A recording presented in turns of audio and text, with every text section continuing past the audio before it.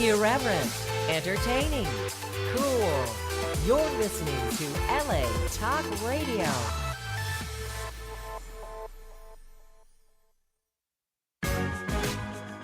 You're listening to Behind the Camera with Charisse Glenn and Joshua Rappaport, only on LA Talk Radio. Sounded so formal. Joshua Rappaport. Joshua. Like you're in trouble. Hello, Joshua. Hello, Charisse, and hello to Francine Weiner. Hello. Francine is joining us today. Francine is a longtime television commercial producer All right. from the production company side of things. Now, we'll get into that in a minute. Okay.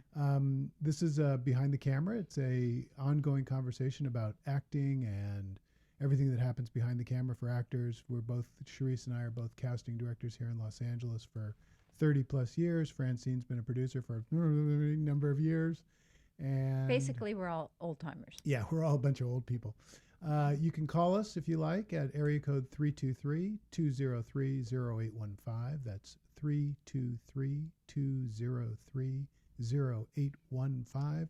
Of course, we're on Facebook Live. Well, we Well- will be on Facebook Live as soon as I have some internet to be able to push us over there. I don't want to say anything, but every week it seems to be Facebook Live is more of an issue than Oh my can gosh! be. But you can always call in with your questions, and if you're on my Facebook anyway, you can private message me, and we'll get your live questions. But last year, so what happens every week is everybody comes up with their questions after the fact. So one of the questions that came Oh, during the good. week, I love questions. I love questions too. You might like this question too. We'll see. So an actor asks me, I'm not booking with my agent. Should I change agency? Are they going out? Well, that information was not given. So let's say they Well- are not going out. Your response would be, If they're not going out, then there is something to be said about the idea of getting a new agent. If they're going out and they're not booking, that has nothing to do with the agent. right. So if you're going out, you're getting the audition, which Yes. is what the agent's job is to get you the audition, Correct. and you are not getting a callback or you're not booking. It's not your agent's responsibility, and another agent is not going to do better for you. No. Then it's a matter of your performance, your ability to woo a crowd or get people enticed to want to meet you. Mm-hmm. So, but now this brings up an interesting thing about when you leave your agents. I think there's a whole process that has to be gone through to leave your agent. I don't think you can just one day walk into your agency and say, I'm gone, goodbye. Well, of course, if you signed a contract You too, have to right? get closer. If you signed a contract. Well, the contract is only, a SAG's contract is only good if you've made any money in the last 90 days. Okay. So if you haven't made any money, you can just walk out on your contract, but I don't think you're doing yourself a service. I think the first step is to, in my estimation, the first step is to go to your agent and not say, I'm not getting out. Ask, what can I do to help you sell me? Mm-hmm. And if the agent most likely will say, you need new headshots, or it's really slow out right now, or various number of reasons. Try to address all those issues. If you need new headshots, I'm not saying you have to go and spend a ton of money and get new headshots, but try to get new headshots. Try to do what your agent asks of you. Months later or a month later, if you're still not going out, go back into your agent, give them another opportunity. I think this is a good point. It's not always the agent's responsibility. Once you have an agent, it is their responsibility to get your photographs in front of the casting directors, Right. and then the casting directors pulling you from the photographs. However, what can happen is that your photographs are not representative of what you look Wow, like. that's Right. So I call you in, and you look like you do in person when you come in, but your headshot looks like you were 10 years younger. So I'm You going mean to like my headshot in the lobby? kind of like your Exactly. headshot in the lobby, Right. or the one we have posted. So what will happen with that is, even though your agent is submitting your picture, and to people that don't know you, they go, oh, this person's perfect. And then they see you and they go, he's perfect, not for this age range. Right. So then I'm going to stop pulling you in for the things they're submitting you for, because they're not submitting you correctly Right. based on your photograph, which then could be because you haven't been into your agency to see them for a very long time. See, this gets into a whole thing about agents and what's your relationship with your agent. I mean, you make 90%, they make 10%. Who's in charge of the relationship? you would think it would be you. But the agents will tell you it's them. But what I think is it's a 50-50 relationship. If they don't do their 10% of the work, you can't make your 90% of the money. And just like it's up to you to be able to perform so that they can make their 10%. So you have to have a working relationship where it's you both are part of the decision-making process. So if you have the standard example is you have one headshot that your agent loves and you hate, and you have a headshot that you love and your agent hates, which one do you pick? And I always say try and find one in the middle. Try and find one you can both live with, or defer to your agents on the first choice because they have more experience being out trying to sell you in the marketplace. Well, it's funny, years ago, and we will get to Francine in just a moment. Years ago, I used headshots my agents hated. They absolutely hated them. Why'd they hate them? It was before, it was when headshots were still headshots, just a, 2-button headshot, straight to the camera, no hands, nothing. This was a 3/4 shot. I'm leaning up against a wall. My arms are wrapped around my knees. I'm looking sideways. I have a very dour look on my face. What? I'm not smiling. And they're going, this is not commercial. It was not commercial. I love the picture. That was my last headshot I ever used. And I got a lot of work that's from it. funny. Because it was, what happens is, well, now it's on computer, right? But it was, remember, the 8x10s. Right. So you're going through 8x10s and it would stop the casting directors in their tracks because it was a different format. And was So it they black had and to- white? Yeah, everything was black Yeah. and white then. Yeah, I still love black and white. That's still the art of it. But my eyes had the right, Well, that's the thing that you're trying to, what you're trying to get in your headshots is you're trying to capture your character. You're Right. trying to capture some character, a character, any character, your character. And you have to, I always say you have to be thinking when you're getting your headshots. You have to have an intent. You can't just be smiling because then you have a headshot that's just smiling. And it's kind of, anyway. Okay, that was the question of the day. So, hi. And that was a good answer. Hey, Francine. Hey, guys. Oh, tandem. So you were a production company producer. Now there are two producers on a She commercial. still is. Current. It's Current day. There are two producers. I'm on not dead yet. No, you're very much alive and Thank sitting you. right here. There are two producers on a commercial, correct? Yes, there's two sides to the commercial. There's a line producer who produces for the production company, who is the director's producer. Then there's the agency producer, who is on the advertising agency side. So What's the differentiation? What are the different responsibilities? it's so different. So for a line commercial producer, our responsibility is to just produce production. We do pre-production, which is the casting, location scouting. I say that I'm always saying that I'm a prep chef for the chef. Yeah. Getting all the ingredients Right. together for the chef to make his masterpiece. So that's basically casting, crewing, location scouting, Equipment, everything. permits. Everything, yes, to be able to make the production happen. The agency side is they're there for the concept of the commercial. They're dealing directly with the client. So let's say it's Josh Underwear. They're dealing with How Josh. did you know I was coming out with Josh Underwear? I could tell. I can see your label. Oh, stop. And they deal directly with the client, right? So then the agency's responsibility is to get the idea that they sold their client produced On camera. on camera. So they do the media buys, they do the post-production, they are responsible for music, all the editing. Now, as a line producer, do you follow it into post-production? No, most of the time not. Mm-mm. So you're really just before the shoot day, and maybe one day wrap, and you're done and on to another project. Right, exactly. And we hand it over to the agency producer, and they take care of all the post, all the editing, all the finishing. And what kind of interaction is there between the two sides? I mean, do you have conflicts with the agency producers, or is it that your realms are just completely different? No, I mean, my success, I believe, has always been to align myself with the agency, because really it's a team effort. You're going to the same goal. You want to get the Right. best end product that you possibly can. So you've got to be very transparent. You've got to protect the budget, and you have to keep your director Well, you have to keep everybody happy. A line producer and the production company has to keep everybody happy. Right. But you have to do that in a way that doesn't jeopardize the integrity of what you're doing. Right. But you have to keep a lot of people happy, basically. So, but to back to your question, I like to work tandem with the agency producer. Right. And have complete open conversation. And if there's a problem, they know it. If there's something, that's great, they know it. It's all about transparency, in my opinion.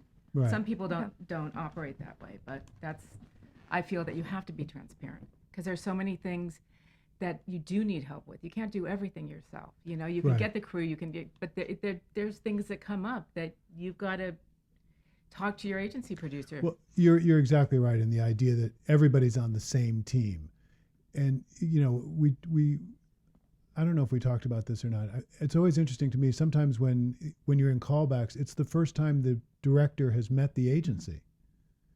Right. Usually. So usually. it's always that weird sort of thing of, do they get along? Are they going to see eye to eye? How are they on the same team?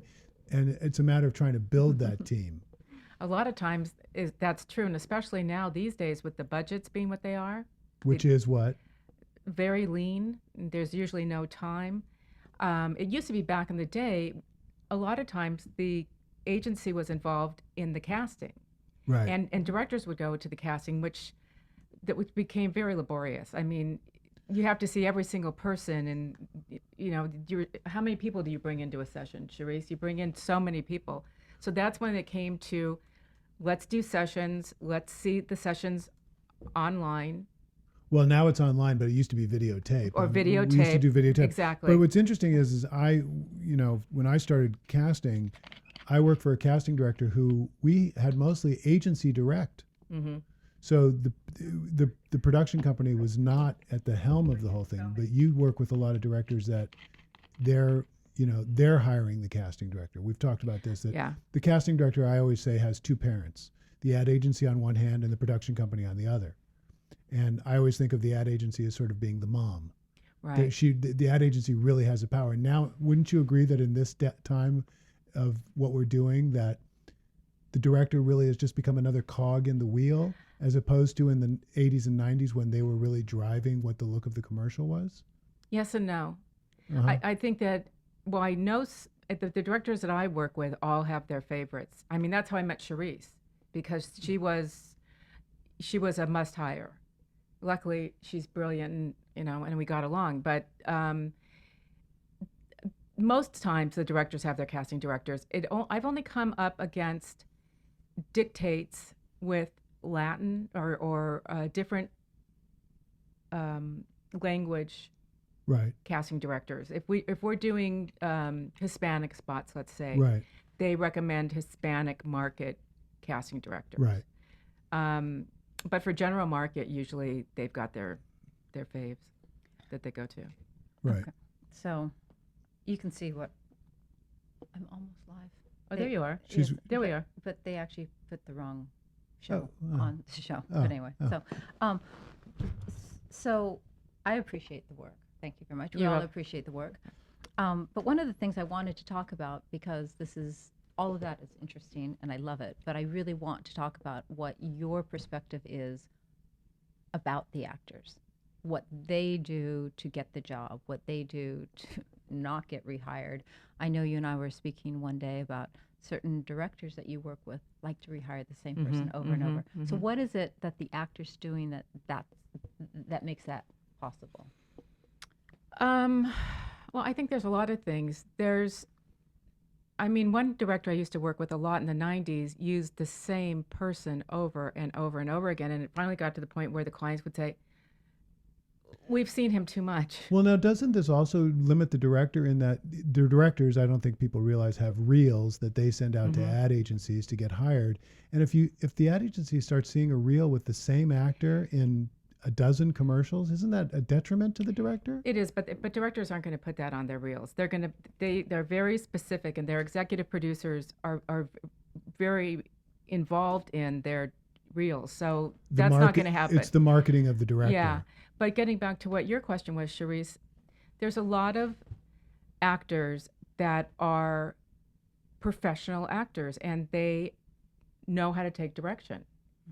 And I'm not saying that comes from experience or not, but directors like to have people that they can rely on, Right. because it helps them get their point across. There's some actors I've come across that I would never hire if I see them being put in by their casting people or their agents. I've had bad experiences. I've had people not show up. I've had people Literally not show up to the literally set. not show up to the set, or forgot about it, or all sorts of reasons. And what people don't understand is time is money on a set. Well, And yeah. it's incredibly expensive. So that's one thing. That's a notch that person has against them.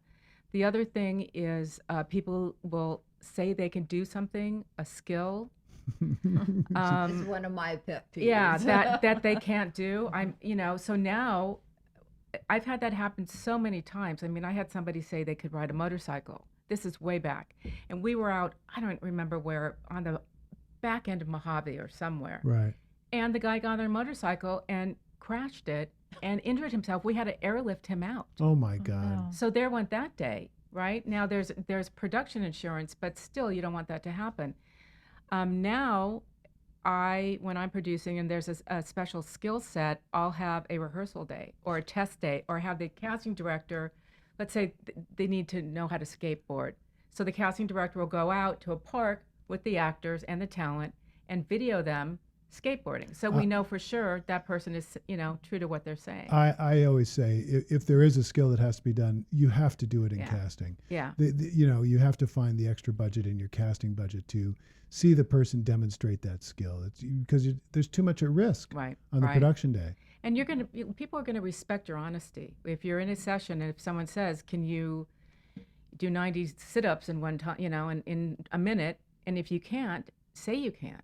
They'll respect that more so than saying that you can, and then you get yourself in a position where you can't do it. So how often, and I have my opinion, I'm sure you do too, how often is a skill required at the beginning of the job? I mean, they have to be top level of a certain skill, and then when it really comes down to it, they don't.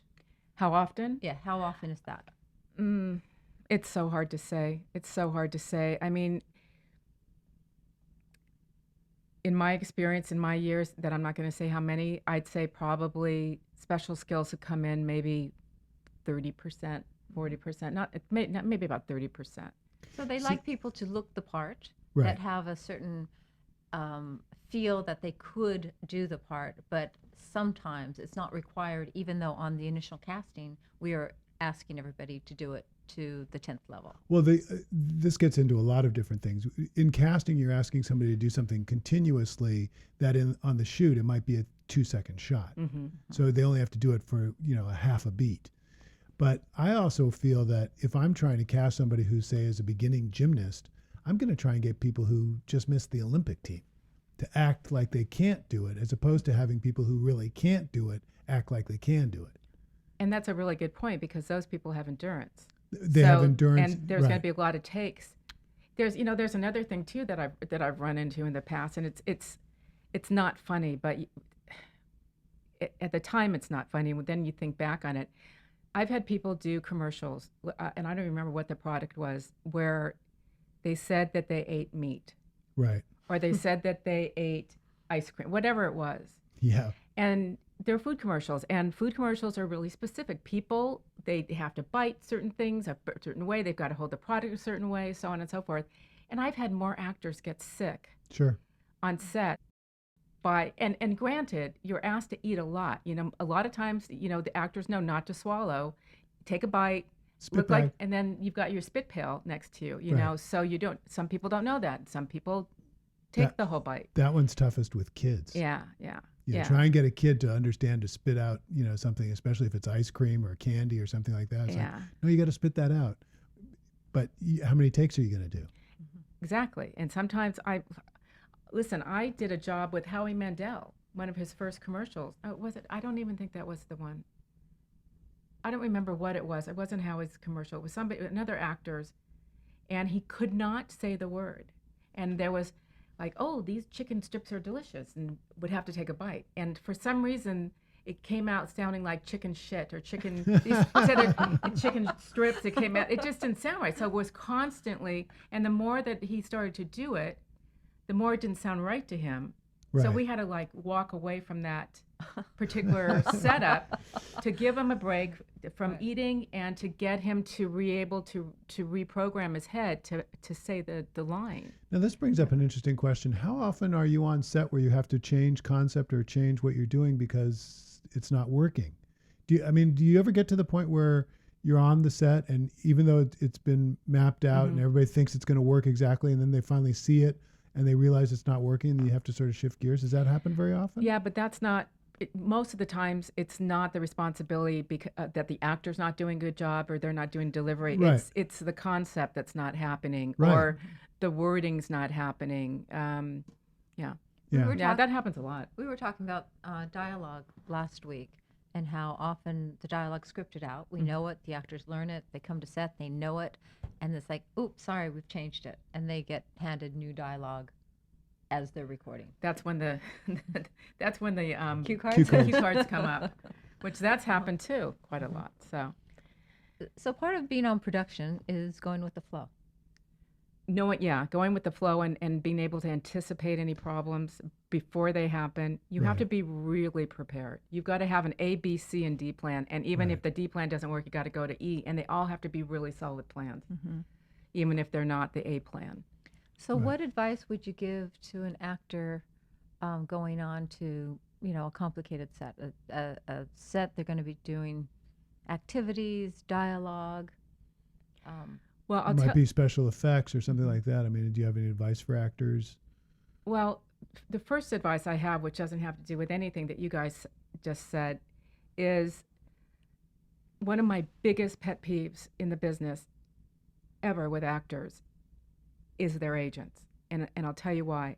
Because a lot of the actors have a commercial agent, they have a print agent, they have a theatrical agent, and none of those people talk to each other. Right. So when we're casting for talent on a job, you have to have a first choice, a second choice, and usually a backup choice. Because if the agency and the director love the first choice, but that doesn't mean that the client's going to. So they have to have a second choice that they'll be happy with and a third choice.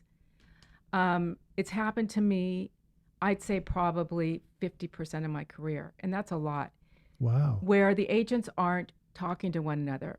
And we'll push through our first choice because the director and the creative people of the agency pick this person for a reason. They Sure. love this person. They want this person to represent their product. And we have a pre-pro meeting, and the client doesn't necessarily agree with the director and the creatives, and they really try to sell this person. Okay, now they've done it. They've sold the person to the client. Now it comes a couple, and the pre-pros are usually, now we have pre-approved talent. We don't wait until the pre-pro because the pre-pro is usually a day or 2 days before the shoot. Mm-hmm. Now we try to get locations and talent pre-approved like a week before. Right. So there's no room for error. But it wasn't always that way. And we would go ahead and call an agent and say, okay, so-and-so, I want to book this person. Great. Yeah, and then you wait. They say they're booked. Everything's great. We've sold it to the client who really didn't want that person to begin with. Right. And then I get a call, usually from the casting director saying, I have really bad news. That person was available when they came in for casting, but they've been booked on a 3-day theatrical, or they have a print shoot campaign. Right. So now we have to go back, have another meeting, and there's a million people involved in these meetings. It's not just 3 people and they'll give you a quick answer. There's a bunch of different levels it's got to go through, and you've got to tell the second person. So whose responsibility is that? Is it the talent's responsibility to know what each of his agents is doing? Because the talent does know the dates when they go on to a casting, right? They know the callback. They've been to the callback. They know the shoot dates.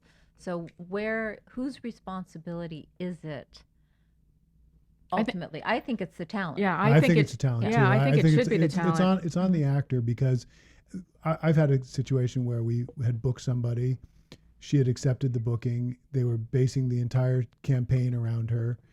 And we had 2 days of callbacks. And on the second day of callback, we found out that she's now not having the booking and accepted a theatrical job instead. And, I ended up losing a client out of it because they were so livid. How can you have somebody that we booked then choose to not do it? Well, it's in a But- SAG contract that an actor, even though they've been to callback, they can elect not to do the job. Oh, an actor can back out they at can any time. At any time. An actor can back out at any time. This is a crazy thing that I don't want to get Not too to say far. we approve of it, but- Not to get too far into it either, though. But what I find strange is if you, as a producer, say, "I'm going to book you, Charisse," and it's a Screen Actors Guild job, and then 20 minutes later, your agency comes and says, "No, we don't want Charisse. We want somebody else." You're still obligated to pay Charisse if she's accepted that booking. If I'm an actor. If she's an actor, Yes. you're Yes. you're If obli- she's booked, yeah. if If she's it's been a booked, confirmed booking, if it's yes. a confirmed Mhm, booking, you're mhm. still obligated to pay her, A session fee. even though she might back out. Right. But the actor can No. accept the booking. Even though she's backing out? No, unless if you've canceled the Yes, actor. yes. Yeah, yes, yeah. Yes, yes. Right. Yes. Excuse me. You're Right. correct. No. But if the actor accepts the booking and then decides they don't want to do it, they can just walk away, and there's no penalty to the actor. And that always drives me crazy. I'm an actor myself. I'm a Screen Actors Guild member, but it just seems like they're not fostering the idea that the actor has to be responsible for their own decisions. Well, I think that's one of the number one problems we run into often is the actor's not responsible for their decisions. Like I'm doing a job right now where I'm asking everybody before they come in on the casting, you must have a valid passport that is valid for 6 months from the day it shoots.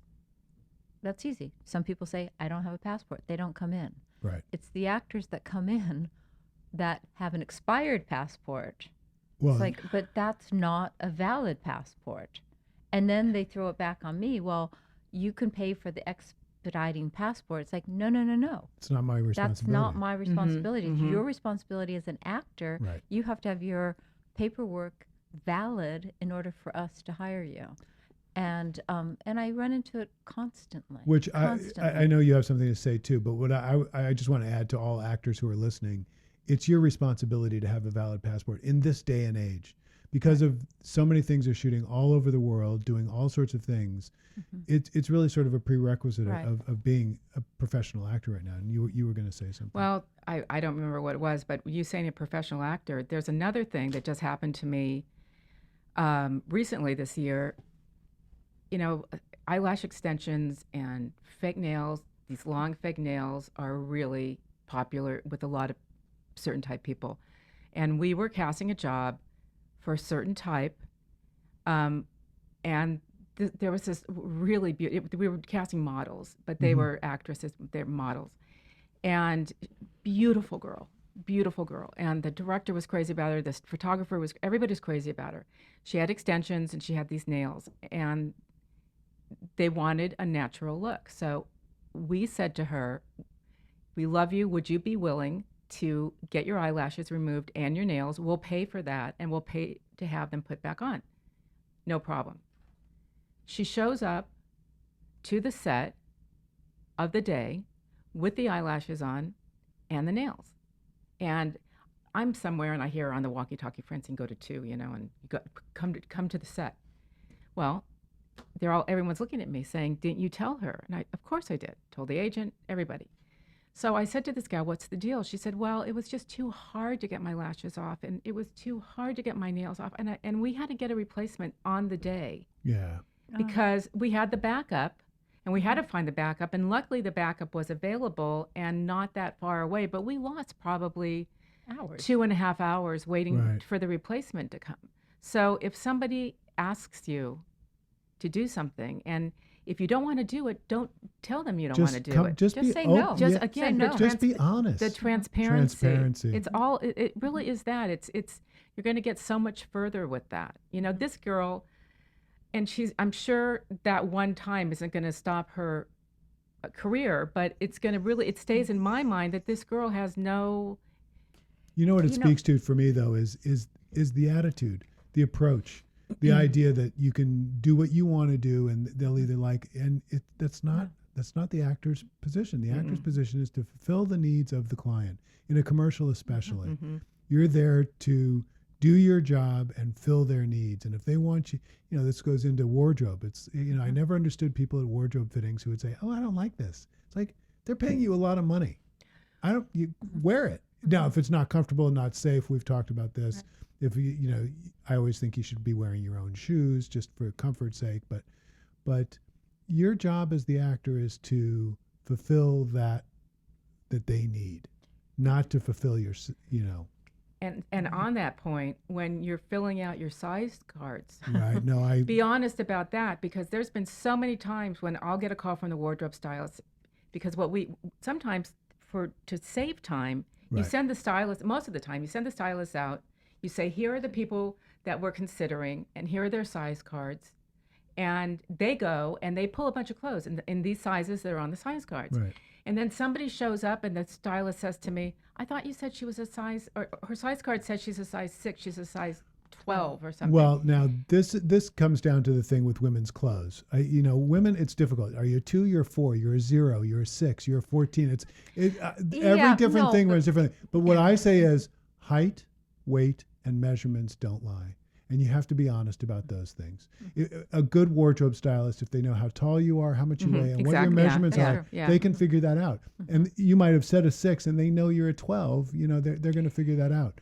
But I got booked on a job. I was flown to Dallas to do a car commercial, and I've got very short legs, and I always hated putting down a short inseam, so I put down 32/30s. 32/32 for the pant size, and they had bought me pants, and I put the pants on, and they go way to the floor, and I look up, and the wardrobe stylist is looking at me like, "I hate your guts," because she then had to hem the pants, and I learned my lesson right then. It's better to just tell the truth about your sizes and be honest about it, so that people can suit you properly. It's not to cut you off, I'm sorry, but most of the time, you're being chosen for your acting ability. Yeah, you have a particular look, but if you're if you say you're a size 2 and you're really a size 4 or 6, you're not going to not get the job because Right. you're a few sizes off. It's not about that. We don't look at the size sheets and go, wow, well, she's got to be a good because she's a size 2, or a size 10, Well, it's- Well, you've also booked the job based on what you look like today. Yeah. Right. And sometimes your sizes, you haven't updated them. So they're based on last year or 2 years ago or 5 years ago. So This is always I'm flashing back to memories. I remember when we used to have to take Polaroids of everybody, and somebody would come and go, "Oh, I hate my Polaroid," and it's like, yeah, they're going to look at you, watch your audition, then they're going to look at your Polaroid, and go, "No, we can't hire him. He's got a bad Polaroid." It's like that's putting the cart before the horse. Do you know? That's not what's going to get you or not get you the job, but being honest in your sizes makes it a lot easier for everybody and your skills and abilities. Getting back to the sizes for a moment, I know that when you're on as an actor and you're on set and you're trying on clothes, and it is your size, but it doesn't fit you. Right. It's okay to say, I can't get my arm in this, or I can't move in this. It's okay to say certain things don't fit. Because you don't like it, that's not a valid point. But if it doesn't work for you, it's okay to say okay. Right. It's okay to Absolutely. say no. Yeah. Well, it's beneficial for everybody. That you don't want to force yourself into something that you can't move, and then they say, "Okay, reach up and grab that thing," and you're like, "I can't do it Right. because I." Well, you split and they've your already pants. and if they have already shot something with you in that wardrobe, and now that wardrobe isn't working for you, now you got to go back and reshoot what you already did, and you don't have time to do that in a day. I just have one thing about the eyelashes, because I was on set over the summer, and the makeup woman, we were talking, and she had the same problem with the eyelashes. And the woman didn't have the eyelashes on the audition, and came and put them on because she thought she was going to look better on Yeah, camera. it's a problem. It's a problem. Yeah, and they were, Yeah. butterflies on her eyes. Dead caterpillar. Yeah. Yeah, no, it's a problem. And people don't understand the time is money. And if you aren't transparent, and if there is an issue, that's another notch in your not to be welcome back belt. Right. Because you weren't transparent, you weren't honest. Right. So Okay, so we've hit skills. Don't lie about your height, weight, or sizes. Don't be artificial, and if you do now, what about if you wanted to? You know, my hair is silver. If you wanted to color my hair and things like that, you got to be honest about whether you would be willing to have that done. Right, and or beard shaved for men. But Or that's usually addressed before Yeah, you even beforehand. book it. yeah, Right. because we say, he's great, but he looks a little too young, so we're going to want to spray and tip his hair and Oh, please, yes, add I some look too young. and, Thank you. and add something, make sure he's okay with that. And I mean, I've put extensions on women, all sorts of things, but you always have to get the okay before you book them, because Right. if you're not willing to do it, you're not going to get booked. Right. And you can be okay not to want to do it for whatever reason it is. If somebody wanted to cut your hair, I remember dealing with an actress, and that was where the extensions came in. That's what it was. It was for a beauty campaign, and the actress had her hair long, I think it was, and she was then doing a movie, and they had to cut her hair, and she didn't tell us. Oh no. And the client booked her with the long hair. Right. So I've always learned to, when I have hair people, and bring extensions. We're using an African American person. Bring Wigs or we're using a Hispanic person, or we're using whatever it is. Be prepared to do a multitude of things. This goes to something that actors should know is once you've booked a job, don't cut your hair, don't shave, don't do anything that's going to drastically alter your physical. Don't do a spray on tan. Yeah, don't do anything that's going to physically alter Don't yourself. go snowboarding. Right. But that's a really good point for men. The beards is a big deal, because Right. when you come in with a beard or scruffy and you shave, and they booked you because, oh yeah, he looks like a scruffy dad that's going to be up in the attic, Right. and you've shaved, then that's a whole nother thing. Then Right. the makeup, it's you've got to really be cognizant. This goes to pre-production though, and the idea that you as the producer would tell me, the casting director, make sure to tell him not to shave, and so but actors should know that once you're okayed and got a job from the callback, you really should not drastically change your Or look. it could also be, in my experience, is that okay, you've got a full beard. We want to trim your beard, but we want to do it. Yeah, so we'll leave Right. your Yeah. beard. We will trim it on set Right. if you say it's okay. Right. But we need to know that you will trim your beard before you get to Right, set. right. Right. And So, usually, I'm sorry, usually it comes up when they're still in the casting room. So Right. we might hold the people outside, and I'll say, Cherise, can you make sure that he's cool with whatever, or don't Right. shave his beard, or until we know. Cool. All right. Now that we have that all settled, The only do we still have time? Yeah, of course. Oh, Yes. okay. The other thing, and I don't know, because this is me being the producer, and I was talking to you about this in the parking lot. I've always operated in the way that when a talent is booked, usually it's the production company's responsibility to fill in the agency's contract. So they'll send us their contracts Right. with all the information. and we're talking about a SAG job. A SAG job, yes. And it's got all the information, the rate, the type of player they're going to be, who the advertiser is, so on and so forth. And there might be some clauses in there, Mm-hmm. stipulations. I've always sent a copy of the contract to the agent of the person who we've booked. Always the best way to handle So it. the agent can review the contract with their client prior to coming on the set, because another thing I've run into through the years, the agent hasn't discussed the contract or the terms with the talent. And the agent has approved it to you. Yes. But the talent has a problem with it. So and they won't, if a talent goes on camera and camera rolls and you've got a take, that actress or actor has committed to be on camera. Correct. So if they have an issue with the contract, we don't roll. We don't put that person on camera until it's ironed out in with all the parties are happy. So usually it's the actor saying, I got to call my agent. Well, hopefully the agent's there. Yeah, it's midnight. Right. It's midnight, or we've started at 7 o'clock in the morning. And I also always try to get a cell phone number, Right. which the actor should have too. They should have every kind of contact information That's really good advice. Yeah, You know, that I've is never great really advice. thought that's for really their good agents. advice. They should be able to get a hold of their agents 24 hours a day, because there That's- could be a problem, and Yeah. that holds it up. I've had people, I'm not going on until I hear from my agent, and every 5 minutes. Have you heard from your agent? Have you heard? Right, and right. and maybe the agent's gotten back in half an hour, 20 minutes, whatever it is. That time's really expensive. Sure. You know, I find that that's even more true with the non-guild projects that we're working on, is because they can sneak so many things into the contract. I almost every time I'm doing it, try to get the contract from the agency before shoot, send it to the agents, make sure they sign off on it, make sure everything is exactly correct. Because SAG contracts, there's a similar, it's one standard contract, and most agents know what the terms and conditions are. And there are boxes on the back that are certain things that they won't let you sign off on that the agency is trying to get through. But contracts for a non-guild project can be anything. yeah. But it's you've got to, if you don't know something, ask again. But it's really good. I think if I were a talent, I would want to know what I'm getting paid and what my holding fees or whatever it's going to be.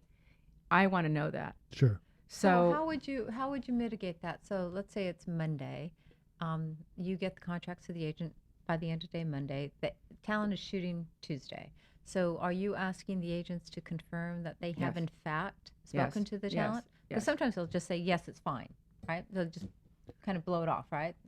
Everything's good. I always make sure, as much as I can, in production, we always try to make sure that everything is good to go. And this is just one of your headaches. You've got so many other headaches that you're having to deal with. You wish that you didn't have to deal with this one. Right. And it's something that actors can prevent by, and also casting directors can prevent by getting the contracts to the agents early. Well, I try. I mean, you must try too. Sure. And sometimes you don't have it until very close to the shoot anyway. And it could be weeks after we've finished a job Yes. before the contracts actually are ready to go. So as much as I love to get it to my people prior, it's not always in the scheduling of it. But with the casting directors, right, you're right. But for production, once Right. your talent is booked, you've got the agent information. Right. And that's always been my practice, is to get the contract out so everybody's squared away. Right. But do be able to get a hold of your agent. If there's a problem, they need to be standing by. They should be standing by anyhow. If they have a talent on set, Absolutely. or on a job, they should be accessible. And does that happen? No offense to agents if anybody's listening, but a lot of times it hasn't been, And again, you say, it's true, it could be late at night. Maybe something was forgotten. Maybe you said something about smoke. There's clauses. There's bumps, as we call them, Right. for Oh yeah, that's true. I mean, if you're working with smoke or fog or dry ice or if you're driving, or if it's anything other than just sitting in front of the camera and talking, that you being a SAG, and I'm talking SAG Screen Actors Guild, there's bumps in there for you. right, there's clauses.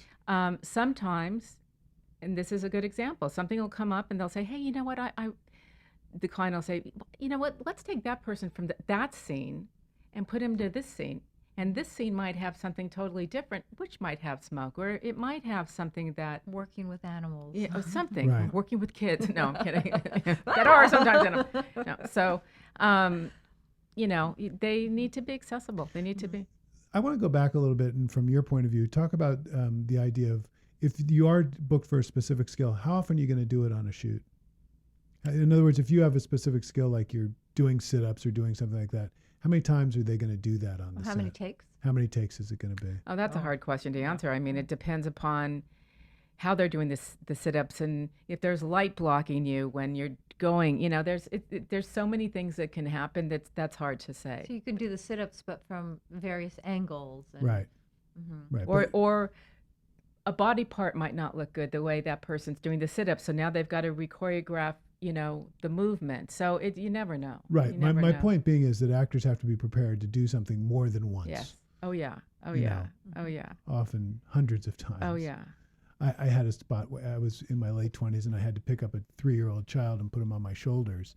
And by the end of the day, I was slumped over. I was like, hold on a sec, I got to catch my breath here. It was, to do it once was nothing. To do it 40 or 50 times, it's pretty enervating. And Yeah. how understanding are the people in production when it's a sport or an activity and the actor's just like, Okay, give me a breather. I'm sweating. I'm out of breath. I can't do this. I need a moment. Oh, you have to respect that because it's going to show up on camera. You know, you've got to respect that. If somebody can't do something, I mean, I had that with a Olympic athlete, a runner, and it was, I'm not going to name the product or the runner, but we had him on a treadmill because he was on green screen. It was green screen, and we had to have the motion of running. Right.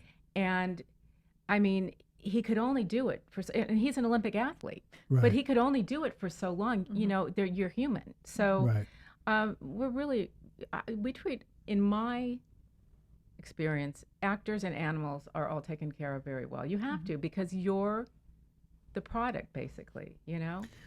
Sorry, I did a commercial with Spuds MacKenzie I used to produce those. with Bob Eggers. Yeah. Yeah, of course you did. I was I was on one of those too. Were you? Yeah, I was probably on your job. And Spuds, which was a female, she was a pole vaulter that day. And we had, And we were at we had a- like we the had a- Coliseum or something. I can't remember where we were. She was a pole vaulter. yeah, but we also had a dummy dog. I don't think that was the same job, but go ahead, Anyway, sorry. it doesn't matter. Yeah. No, the dog was being treated better than we Oh. were. Oh yeah. Let me tell you The something. dog had a full trailer, air conditioning, I mean, everything. We were like hot standing in the sun. Her name There's was a- Elsie. She, you know, she had no personality, that dog. And this is before the American Humane Society had set reps that come and monitor. Oh yeah. So You know, now when you're working with an animal, You somebody have to shows have up. that if you want to have at the end of your, it's mainly in feature. Well, they do in commercials, but in features you have, you know, at the end of the credits, it says no animal was harmed by in the blah, blah, blah. production of this. Well, this was before we had people on, and they would do like drop-ins, you know, once in a while. And we were doing a job with her, and the Humane Society came and they said, "We heard that you're mistreating the dog." Now, first of all, that dog had no personality. I mean, she was sweet, but she had no. She would be a great poker dog. You know, she would shitload of money. She had no anything, and so we would have to give the Humane Society urine specimens to prove that we weren't drugging her. Wow. So we'd Oh, have to get her wow. to pee. They'd have. I mean, I don't remember how it worked exactly, but yeah, I mean, That's wild. and the animals are treated really well. They have to be, you know. But that's the way the human talent should be treated as well. And if something is happening on set that you're uncomfortable with, you have to say something. You know, if you're hungry or you feel like you're going to pass out or your shoes are too tight or And just whatever in it an, is. and just in an etiquette mode, who should the actor talk to in that respect? Should they talk to you, the producer? Should they talk to the second AD? They should who's ever on set. I mean, if it depends where they are. You know, if they're on set, they should talk to the second AD or the first AD. If they're not on set, you know, let me speak to the producer, or it's usually the AD or the producer. Right. But right. you've got to let people know. I mean, I had somebody who had an epileptic seizure, and she knew. We're down to 2 minutes. Okay, she just knew she was epileptic. She didn't tell anybody. So those kind of things, so people could keep you Right. good. Wow. Mm-hmm. We're down to our final 2 minutes. Is there Wow. anything, Charisse, anything else you want to cover with Francine as I stumble through that?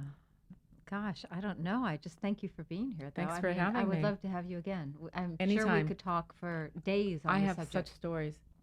Yeah. I would like to talk to you another time about kids and their parents. That's a whole nother ball. That's a whole show, right? That's So a whole show. Can we get you to commit to Absolutely, come absolutely. fantastic. Absolutely. Yeah. back? All right. Um, So, hi everybody. So don't forget to ask your questions. We like to hear what you're getting out of it, but what you're not, what questions you have about the business that we're not covering yet. And as you know, it's an unscripted discussion. So come join the conversation. I just want to say thank you to both of you. Thank you. And you can get a hold of Charisse at Charisse Glenn Casting, or she has a blog, which is TheLetGo.com. It's about letting go of all the stuff we no longer need to hold on to, and that's a whole nother conversation. It's a great blog. Thank and you. I am reachable through castingbrothers.com.